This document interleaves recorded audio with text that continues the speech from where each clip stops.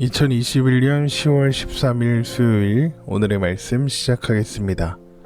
오늘 나눌 말씀은 레위기 5장 14절에서 19절 말씀입니다. 여호와께서 모세에게 말씀하여 이르시되 누구든지 여호와의 성물에 대하여 부지 중에 범죄하였으면 여호와께 속건제를 드리되 내가 지정한 가치를 따라 성소의 세겔로 몇 세겔 은에 상당한 흠없는 순양을 양떼 중에서 끌어다가 속건제로 드려서 성물에 대한 잘못을 보상하되 그것의 5분의 1을 더하여 제사장에게 줄 것이요 제사장은 그 속건제의 순양으로 그를 위하여 속죄한즉 그가 사함을 받으리라. 만일 누구든지 여호와의 계명 중 하나를 부지 중에 범하여도 허물이라.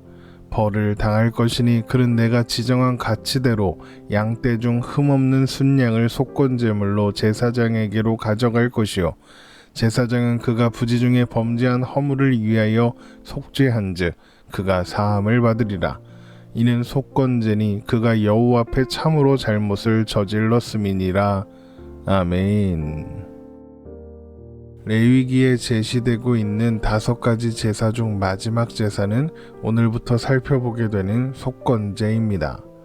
속건제는 일반적으로 범죄의 결과로 물리적, 경제적 손해를 입힌 경우와 관계가 깨어진 경우에 이것을 회복하기 위해서 드리는 제사입니다. 속건제 규례는 레위기 6장 7절까지 이어지게 되는데 성물을 범한 자의 속건제, 계명을 범한 자의 속건제, 남의 것을 부당하게 취한 자의 속건제로 구분되어 있습니다. 속건제는 히브리어로 아샴인데 죄책이라는 의미입니다. 그리고 죄책이란 잘못을 저지른 것에 대한 책임이라고 생각하면 되겠습니다.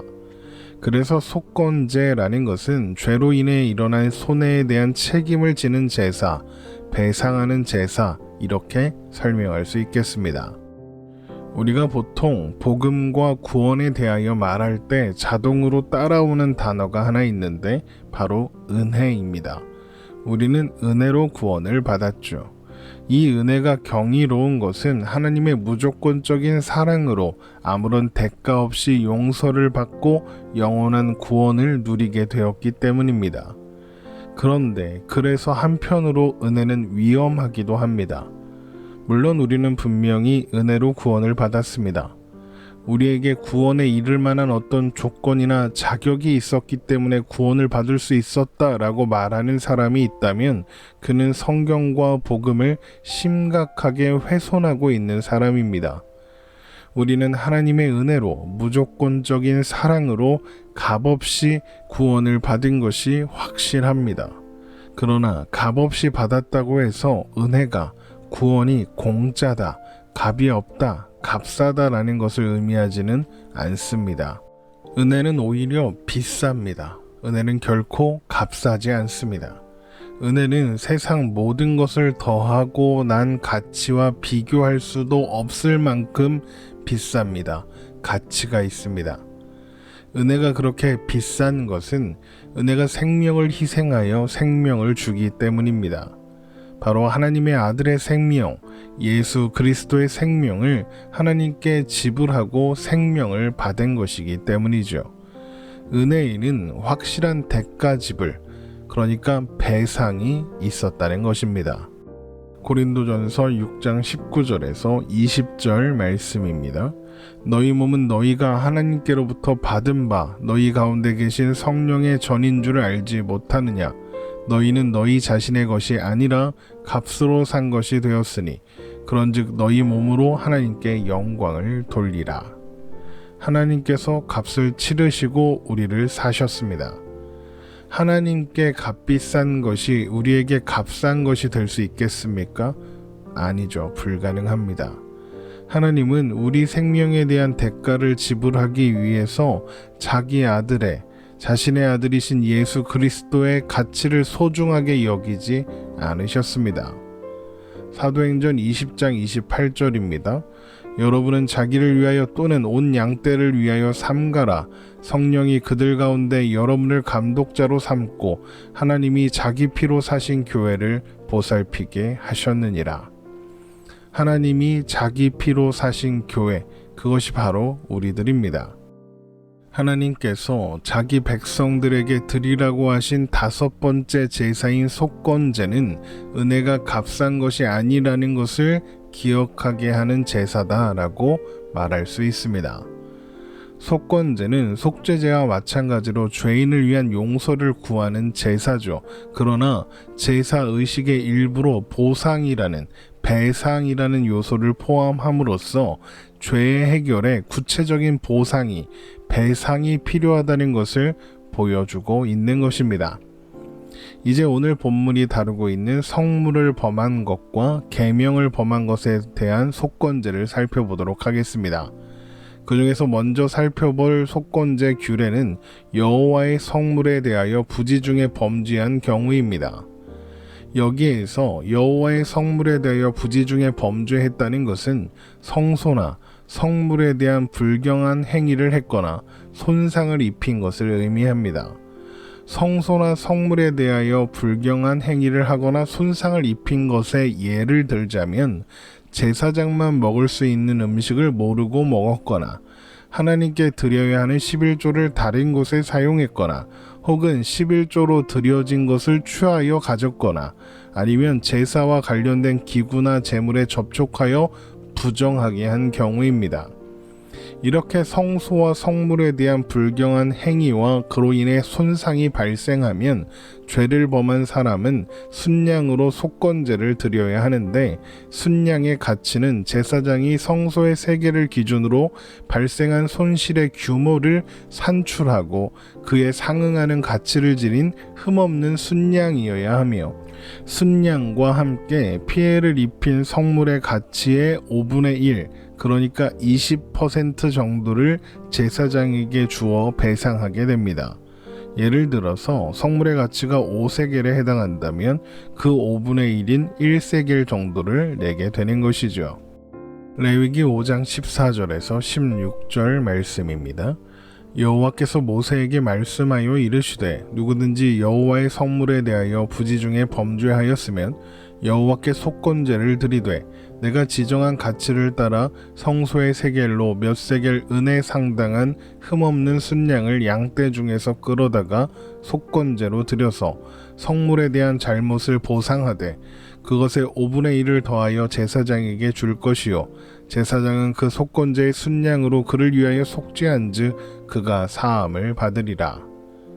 세겔은 무게 또는 화폐의 단위로 사용하던 것인데 오늘날에 우리가 사용하는 기준으로 11.42g 정도에 해당합니다. 그렇게 적절한 배상이 이루어진 후에 제사를 드리게 되는데 제사를 어떻게 드려야 하는지에 대해서는 레위기 7장에서 다루고 있습니다. 그 방식은 속죄제를 드리는 것과 거의 동일하게 진행됩니다. 그 제사 방식에 대한 설명은 레위기 7장을 다룰 때 자세하게 살펴보도록 하겠습니다. 속건제는 성물을 범했을 때 말고도 하나님의 계명을 어겼을 때도 적용됩니다. 이때도 흠없는 순양을 속건제물로 삼아 드리게 되는데 양의 가치는 역시 제사장이 정하게 됩니다. 레위기 5장 17절에서 19절입니다.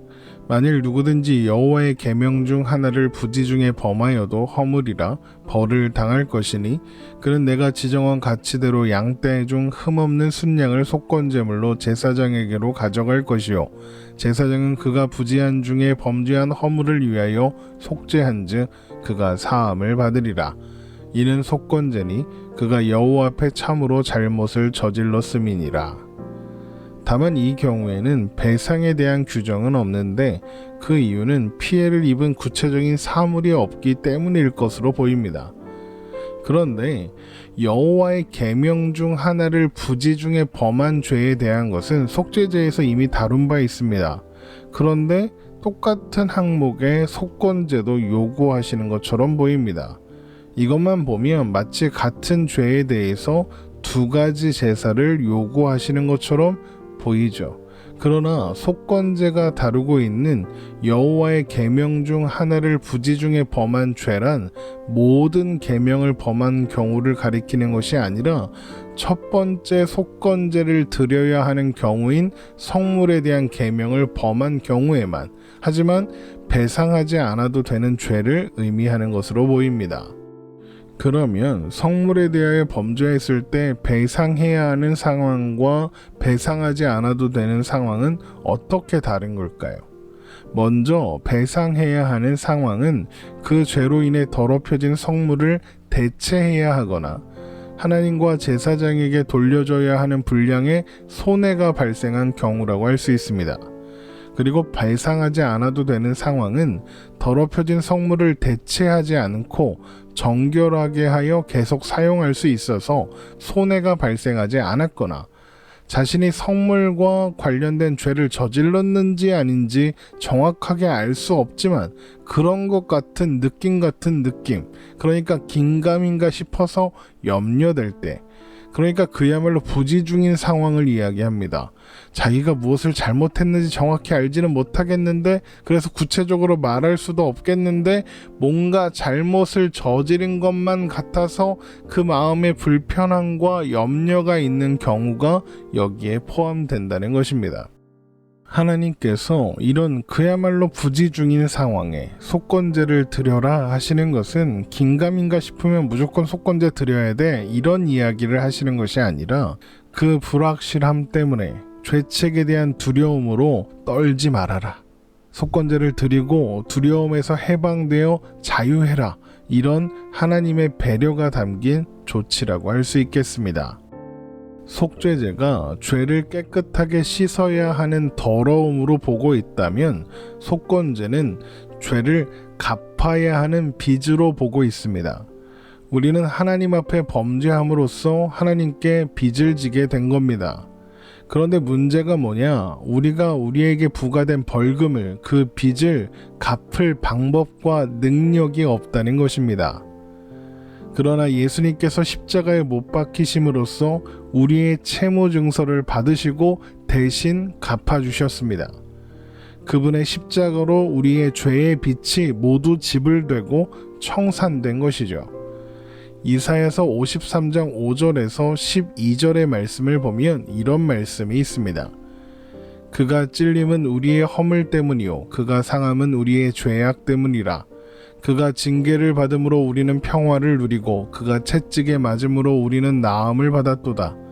우리는 다 양 같아서 그릇 행하여 각기 제 길로 갔거늘 여호와께서는 우리 모두의 죄악을 그에게 담당시키셨도다.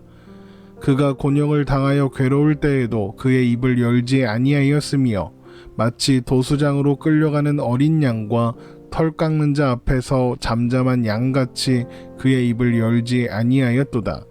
그는 곤욕과 신문을 당하고 끌려갔으나 그 세대 중에 누가 생각하기를 그가 살아있는 자들의 땅에서 끊어짐은 마땅히 형벌받을 내 백성의 허물 때문이라 하였으리요. 그는 강포를 행하지 아니하였고 그의 입에 거짓이 없었으나 그의 무덤이 악인들과 함께 있었으며 그가 죽은 후에 부자와 함께 있었도다. 여호와께서 그에게 상함을 받게 하시기를 원하사 질고를 당하게 하셨은즉 그의 영혼을 속건 제물로 드리기에 이르면 그가 씨를 보게 되며 그의 날은 길 것이요 또 그의 손으로 여호와께서 기뻐하시는 뜻을 성취하리로다. 그가 자기 영혼에 수고한 것을 보고 만족하게 여길 것이라. 나의 의로운 종이 자기 지식으로 많은 사람을 의롭게 하며 또 그들의 죄악을 친히 담당하리로다.